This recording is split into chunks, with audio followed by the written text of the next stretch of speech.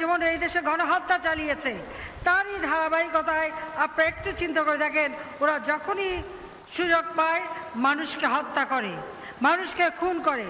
শুধু খুন করা না, বিএনপি সরকার আমলে বাংলাদেশ পাঁচবার দুর্নীতিতে চ্যাম্পিয়ন হয়েছে। জয় বাংলা, জয় বাংলা।